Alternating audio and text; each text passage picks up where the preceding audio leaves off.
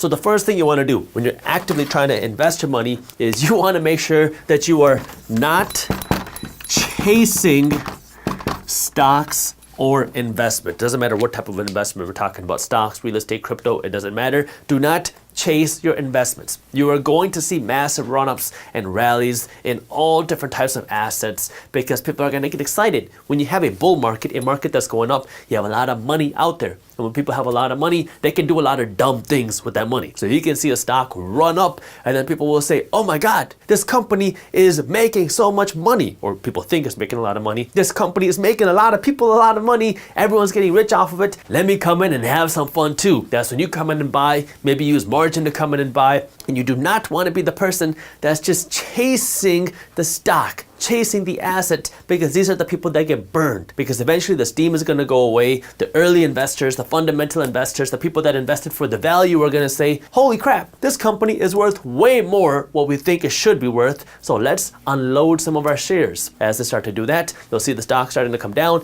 and then all these people that invested out of emotion, out of greed, are going to say, oh my God, I'm losing money, what do I do? And then you panic sell. I am still actively looking for deals in the real estate market, the stock market, and the cryptocurrency market, but the way that I'm doing this now is I am being pickier than ever. I'm being very picky with every deal that I analyze, and I need to know my goals, because before I make any investment decision, I need to make sure that the investment fits my goals and my criteria. The second way that I invest my money right now is I am passively investing some of my money. Now, before I jump into this, I do got to give you a little bit of a disclaimer, because I'm just a random guy on YouTube. You want to make sure you're always doing your own due diligence, because investing has risks. You're never guaranteed to make money when you invest. You might even lose money. So again, you need to do your own due diligence and never blindly listen to a random guy on YouTube. So I already talked about how I'm actively investing my money, but I also have a passive investment strategy where I am passively buying ETFs, I'm passively buying cryptos, and I'm also passively buying physical gold. So let me explain what this means. ETFs are exchange traded funds. You could think of these like baskets of stocks. It's a group of stocks where now I can get general exposure into the stock market and general exposure to specific sectors like innovation or growth companies or healthcare. So I actively invest in individual companies because I like the idea of researching companies. I like the idea of staying up to date with companies. I like the idea of reading cash flows. I like doing that. I'm weird. I'm a money nerd. I know. But if you don't like doing that, then what you can do is just invest in ETFs. Now, an ETF is supposed to give you exposure either to the general market or to a sector that you want to invest in. So what I do is I invest in some ETFs that give me exposure to different things. Some ETFs give me exposure to the general stock market, some ETFs give me exposure to specific sectors, and some ETFs give me exposure to emerging markets overseas. Now, what I do with this is every week I have money that leaves my checking account that goes into these ETFs and is automatically invested. This happens whether the market is up or down. It doesn't matter. The way that you win with this strategy is you got to just keep consistently, passively, and automatically investing your money for the long term. The key for this strategy to work is you want to just keep investing your money whether the market is up or down. It doesn't matter. You don't change the strategy. It is a passive dollar cost averaging strategy, and this has been proven to work decade after decade after decade. Now, your goal here is not to make money in the next 6 months or the next year. Your goal is to make money over the long term. So this is a long-term strategy. So we're talking about years and decades where you just keep doing this and you build this essentially new savings portfolio, but it's not a savings fund because you're actually supposed to grow this money. But now you're just investing your money into the market and letting the market do its thing. So the reason why I invest in this is because I believe in the American economy, and because of that, I also believe in the future of the stock market. Now, just like that, I also have a passive strategy, a dollar cost average strategy for investing into cryptocurrencies. Now, I have a few cryptocurrencies that I like, that I believe in for the long term, and I'm doing the same thing here. I'm doing a dollar cost average strategy where every single day I have a little bit of money that's being invested into these cryptocurrencies. Now, again, this is happening every day, whether the market is up or down. It doesn't matter. These are cryptocurrencies that I believe in, that I think will have a lot more value in the future. So what I'm doing is I'm just buying a little bit every single day, and I'm just letting these things build. And again, it's happening automatically, and it's passive, and it's consistent. So I invest in ETFs because I believe in the American economy, and the reason why I invest in crypto is because for me, this is the people's movement of money. People are losing trust in the Federal Reserve Bank. People are losing trust in the Treasury Department, and what they're doing is they're creating their own movement of money. This is the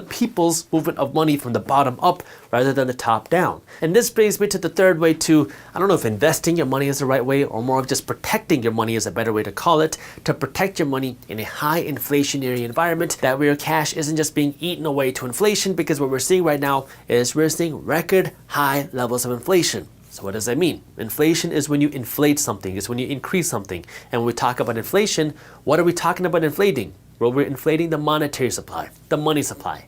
So as we increase the money supply, either through stimulus programs or spending by the government that they don't have money to fund because they don't have enough tax dollars, so they print this money, or through super low interest rates, because when you have low interest rates, more people are likely to go out and borrow money, and more corporations and institutions are more likely to borrow money. So now this increases the monetary supply. So when we increase the monetary supply, what happens? It devalues our dollar. The currency, our dollar, goes down in value because it's not backed by anything tangible. Our dollar is not backed by gold or silver or anything else.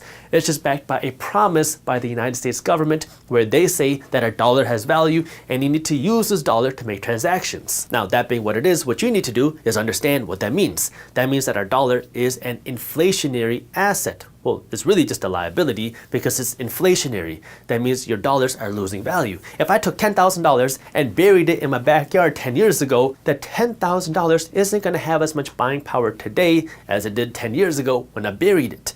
So what you have to understand is your dollars are losing value anytime you see more inflation. And the reality is we're seeing a lot of inflation happen right now. You're seeing people talk about it all over the world and the news, especially in America, because we're printing a lot of money, we have a huge government deficit, and we have these low interest rates, which are all contributing to inflation. So if you want to protect the value of your money has to grow in order to at least keep up with inflation. So there's a couple ways that you can do this. I'm going to focus on just two that I'm doing.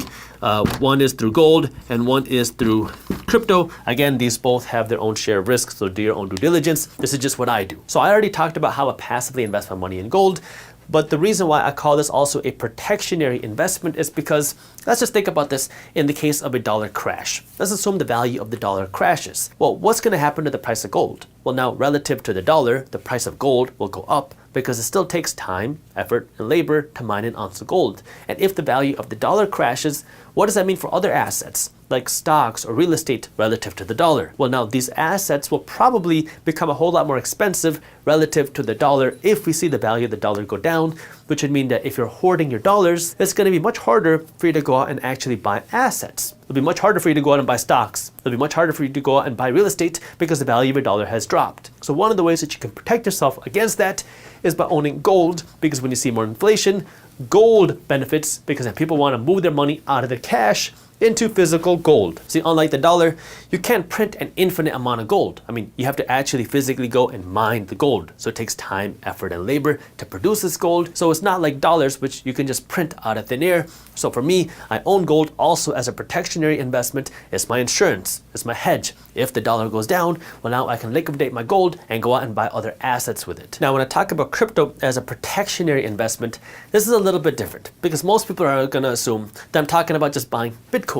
Because now with Bitcoin, you have a limited supply of Bitcoin, and your goal with Bitcoin is now just to own it because you believe in the value of Bitcoin. And if you own some Bitcoin, well, now you own a piece of this limited resource. But that's not what I want to focus on right now, because to me, that's more on the active side and the passive side, but less of the protectionary side, because Bitcoin is very volatile. You see your ups and downs, and that's much more of an investment than it is a protectionary way to protect the value of your dollar. If you enjoyed this short clip from my longer videos, here's another clip that I think you'll love. And while you're at it, if you're interested in learning more about how to start generating passive income, our team put together an amazing guide on how to start generating passive income for free. All you gotta do is click that button right over there. Thank you for watching, and as always, keep hustling.